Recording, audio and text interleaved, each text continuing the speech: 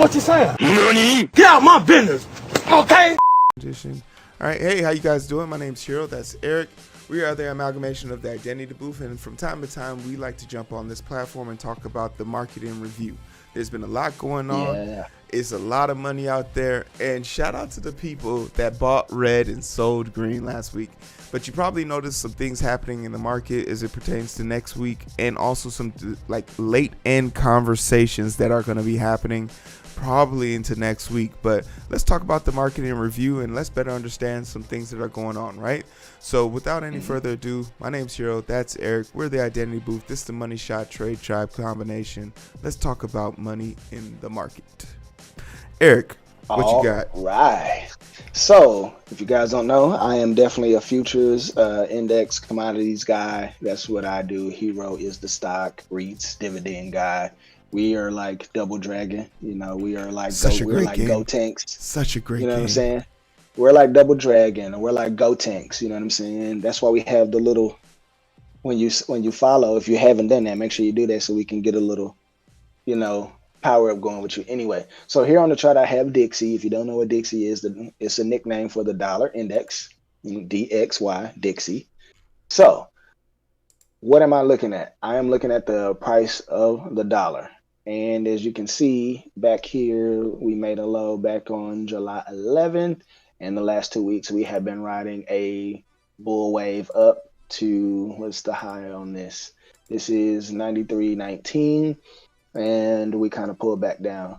So we've had 2 good weeks. I mean, we've pushed above a previous week's close, a previous month close here, bounced off and came up, bounced off the last week and moved higher before finally closing over here, right over here. So I'm expecting the dollar to probably pull back a little bit and then continue higher.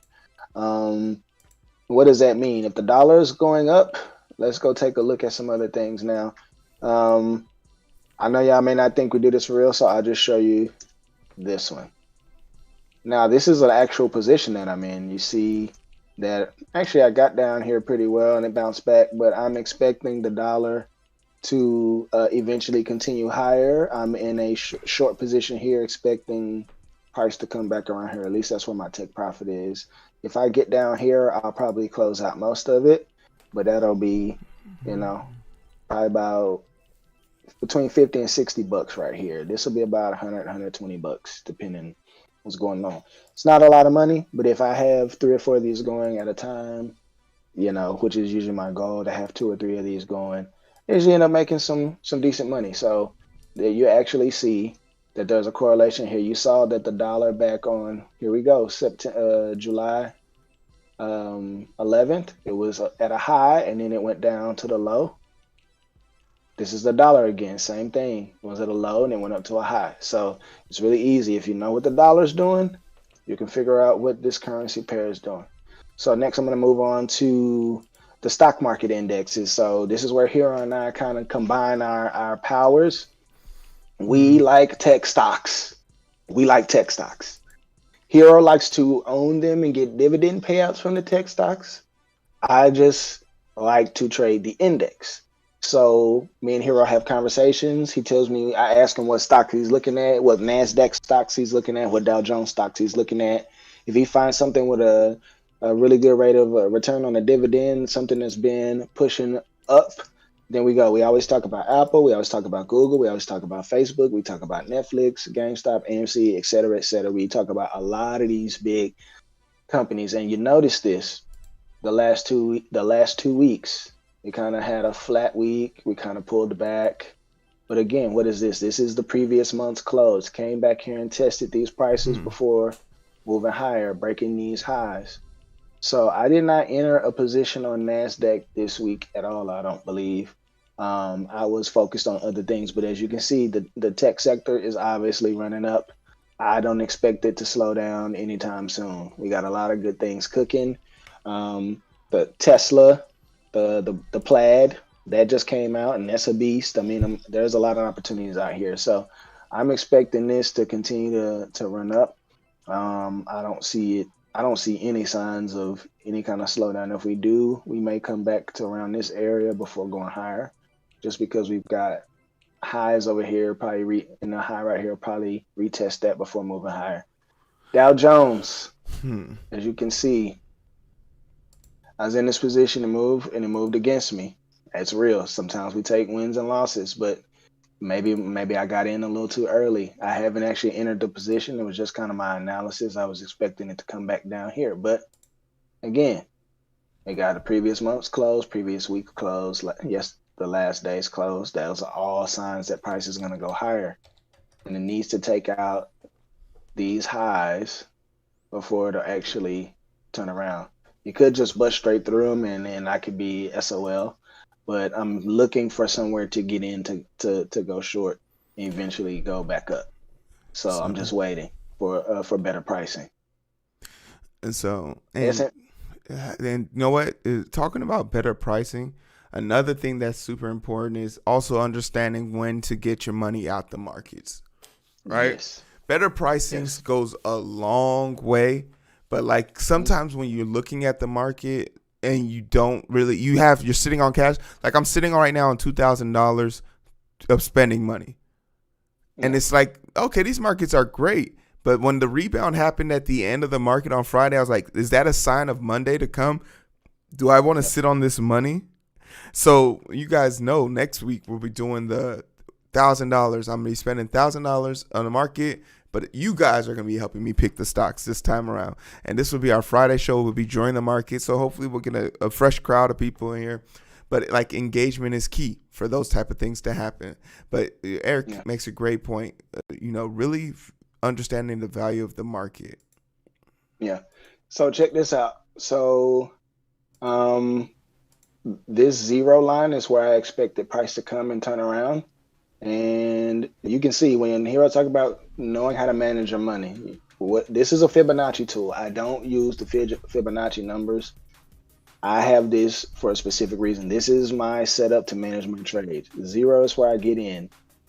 Anything that's negative is me being in drawdown, me and being in the losing side of the trade. Anything on this side that's positive is positive. So I have the 50. This is 50%.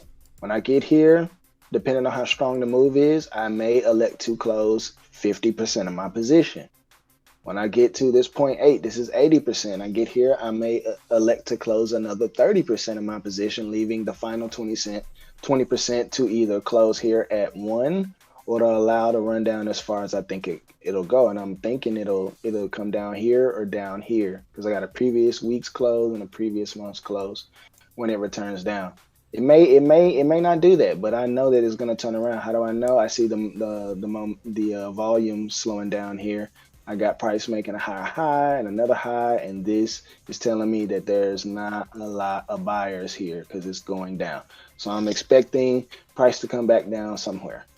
So you got to have a money management system. This is mine. This is what I do. I'm not giving any financial advice. So this is S&P. Yeah. Go ahead. I was going to say, like, some people, finish up that idea because I veer off into the dividends one. Okay, so again, here's S&P is doing the same thing. Came back here, took a dip, and it's running up. S&P is just out of this world. I just watch it just to monitor. I don't even trade it because I have not been able to figure this one out. It makes no sense to me. So the trend is upwards. That's all we know. Yeah, but the pricing, the strategy that I use, the pricing, I can never time it right no matter what. I mean, unless I get up at like 3 or 4 in the morning, and I just refuse to do that. So I'll trade things that obey my rules. Like West Texas crude oil. I have everything marked off specifically. What I trade is right here. You see this blue line? That's 7 a.m. my time. This is 8 a.m. my time. This is when I be looking to enter the market to go short. Here we go. Is it a long? There's another long that I could have just rode for a while again, and then scaled in here again.